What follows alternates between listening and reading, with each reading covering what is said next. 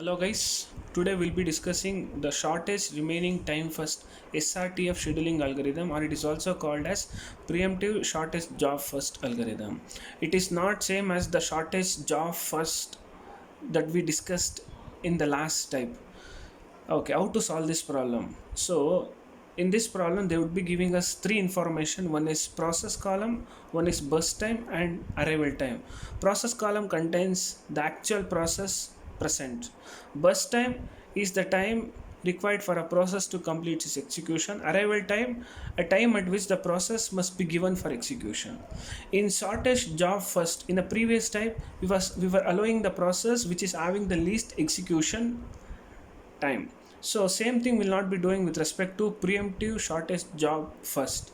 So to solve this problem we'll be seeing two columns mainly. One is burst time and one is arrival time.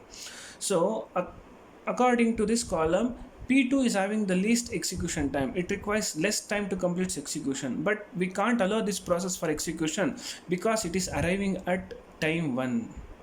You know that Gantt chart time starts at 0. Then which process must be given for execution?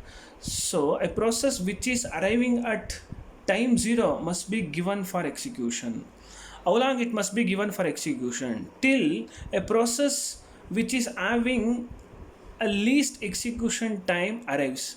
Which is the least execution time? Process 2 is having the least execution time. At what time it is arriving? It is arriving at time second 1. So I should allow P1 to execute until time second 1. Okay, I will allow P1 to execute. You know that Gantt chart value starts at 0. I should allow P1 to execute until least execution time process arrives. Least execution time process arrives at time 1. So I should allow P1 to execute until 1 second. Now I should give a P2 for execution. So out of 10 seconds, it has completed 1 second of execution. The remaining is 9 seconds. Now the question is how long I should allow P2 for execution. So for that you need to check the execution time of all the process. If this process execution time is least compared to all other process, then give the complete CPU time for that process. Yes, one is lesser compared to all other process, give the complete CPU time for P2. Okay, P2. So how much time it requires? It requires 1. At 2 seconds it will complete its execution. P2 has completed. We are left with P1, P3, P4, P5. Which process must be allowed? Now in a Gantt chart we have reached time second 2. Time second 2. So by time second 2, P3 would be arrived for execution. So now check the execution time of P3. It is lesser compared to the remaining process. Hence I should give the complete time of CPU for P3. Can notice here. So by the time second 2, P3 would be arrived for execution and check its execution time. If it is lesser compared to the other process, then give the complete CPU time for P3. So the time required for P3 is 3 seconds. It starts at 2, 3 seconds. At 5 seconds it will complete its execution. So P3 has completely finished its execution. Now see, in a Gantt chart we have reached time second 5. Time second 5. Okay, if the time has crossed the arrival time, then it becomes normal SJF. I will repeat. In a Gantt chart we have reached time second 5.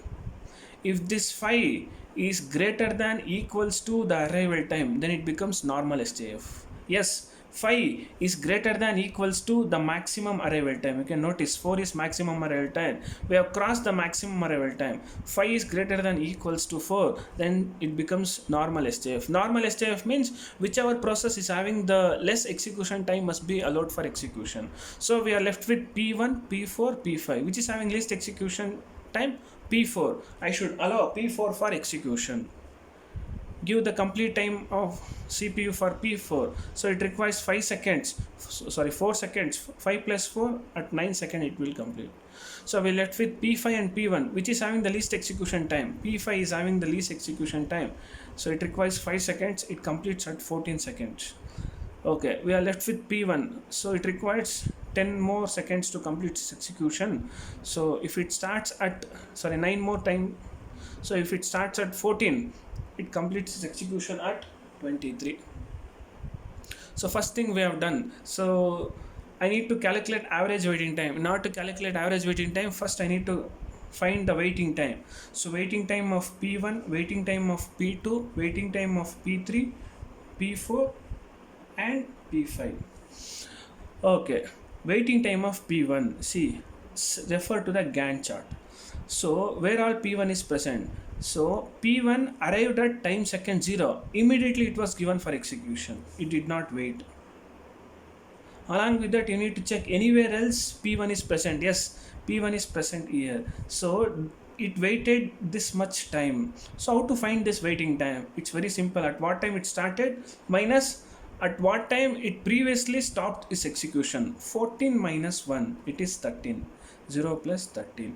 Anywhere else the P1 is present? No. So this time minus arrival time. Arrival time is 0. The total waiting time of P3 is 13. Waiting time of P2. Where is P2 present? So P2 started its execution at 1. Anywhere else P2 is present? No. Minus arrival time. Arrival time is 1. 1 minus 1, 0. Waiting time of P3. P3 started its execution at 2. Anywhere else P3 is present? No. 2 minus arrival time of P3 is 2. 2 minus 2, 0. Waiting time of P4, 5. Anywhere else a P4 is present? No. 5 minus 3. Waiting time of P4 is 2. So waiting time of P5. It started its execution at 9. Anywhere else P5 is present? No. Minus arrival time. 9 minus 4, 5. Average waiting time, add all these values. 13 plus 0 plus 0 plus 2 plus 5. All divided by number of process. That is 5. So we get average waiting time as 4. The last one we need to find turnaround time. Turnaround time is the time spent by the process, the complete time spent by the process on a CPU for execution. So I need to find turnaround time of P1, P2, P3, P4, P5. How to find this value? It is very simple. It is waiting time plus the burst time. Burst time of P1 is 10. So the turnaround time is 23. Waiting time of P2 0 plus burst time 1.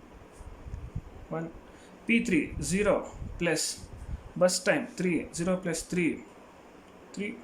Waiting time of P4 2 plus burst time 4. 2 plus 4 6.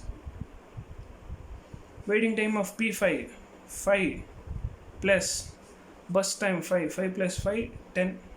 How to find average turnaround time?